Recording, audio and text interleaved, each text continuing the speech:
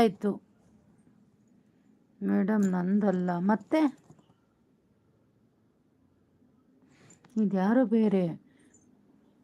I am new friend. Okay okay, U K ಅವರು new ಇವರಾ new ಫ್ರೆಂಡಾ? Okay. U K ಅಂದ ತಕ್ಷಣ ನಮ್ಮ ಯು ಕೆ ಬ್ರದರೇ ನೆನಪು ಬರ್ತಾರೆ, ಜಯಂತ್. ಅವರೆಲ್ಲ ಐ ಡಿ ಡಿಲೀಟ್ ಮಾಡಿದ್ದಾರೆ.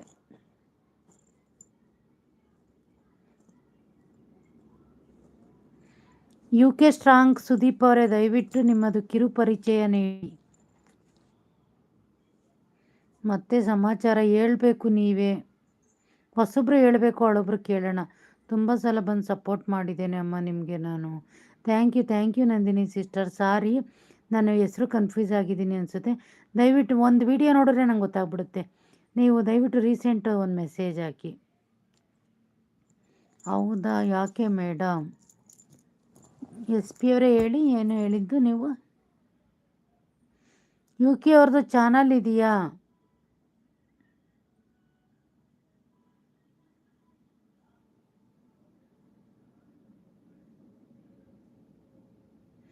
ನಂದು ಐ ಡಿ ಇದು. ಯಾರಿದು? ಅಣ್ಣ ಆರ್ ಕೆ ಬ್ರದರ್ದ ಇದು. ಸಾರಿ, ನನಗೆ ಯಾರು ಅಂತ ಗೊತ್ತಾಯ್ತಾ ಇಲ್ಲ.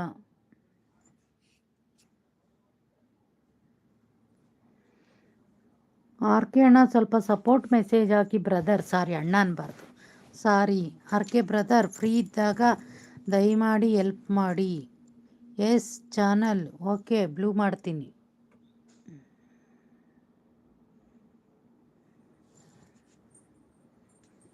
ಯು ಕೆ ಸ್ಟ್ರಾಂಗ್ ಸುದೀಪ್ ಅವರೇ, ನಿಮಗೆ ಬ್ಲೂ ಮಾಡಿದ್ದೀನಿ. ಈಗ ಒಂದು ಮೆಸೇಜ್ ಹಾಕಿ ಚೆಕ್ ಮಾಡಿ.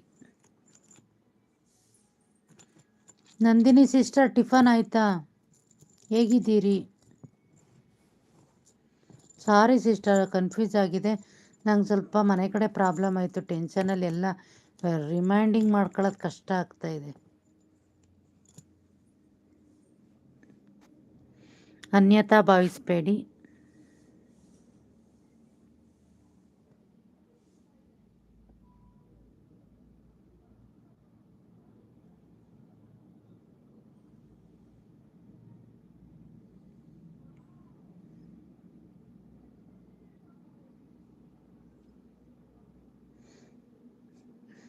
ನಮ್ಮ ಸಬ್ಸ್ಕ್ರೈಬ್ ಬ್ರದರ್ ಒಂದು ಇದಾಕಿದ್ದಾರೆ ಮೇಡಮ್, ಬಾಯ್ ಅಂತಿದ್ದಾರೆ. ಎಸ್ ಪಿ ಅವರೇ, ಥ್ಯಾಂಕ್ ಯು ಸರ್. ಇಷ್ಟೊತ್ತು ಸಪೋರ್ಟ್ ಮಾಡಿದ್ದಕ್ಕೆ ಎಸ್ ಪಿ ಅವರೇ ಥ್ಯಾಂಕ್ ಯು ಸೋ ಮಚ್. ರಾತ್ರಿ ಬನ್ನಿ, 9:00ವರೆಗೆ ಲೈವ್ ಇರುತ್ತೆ. ನನ್ನ ಕನಸು ಕಂಡರು ಇಲ್ಲಿ ಎಲ್ಲರೂ ಅವರವರ ಅನುಕೂಲಕ್ಕೆ ತಕ್ಕಂತೆ, ಅವರವರ ಅಭಿರುಚಿಗೆ ಅನುಗುಣವಾಗಿ ದೇವರನ್ನು ಕಾಣುವ ಒಂದು ಮಾತು. ಸಿಸ್ಟರ್ ಅಲ್ಲ ನಂದಿನಿ, ಪುಟ್ಟ ಅಂತಿದ್ರಿ ನೀವು ನನಗೆ. ಹೌದಾ? ನೀವು ಕಾಮೆಂಟ್ ಹಾಕಿ, ನಾನು ನೋಡಿದ ತಕ್ಷಣ ನಂಗೆ ನೆನಪು ಬರುತ್ತೆ. ಸಾರಿ ಪುಟ್ಟಿ, ಸಾರಿ.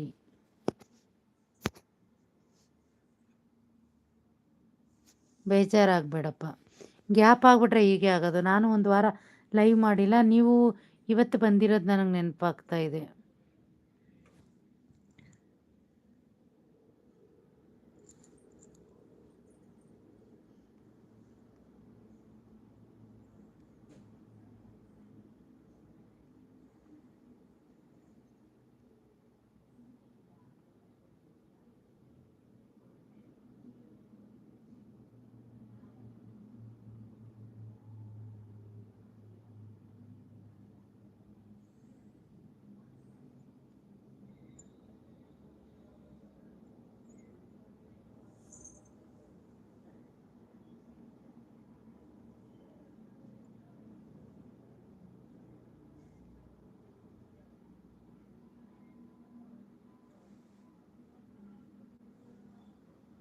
ಹಾಂ ನಂದಿನಿ ಸಿಸ್ಟರ್, ನೀವು ಬಂದಿದ್ದೀರಾ ಸುಮಾರು ಸರಿ.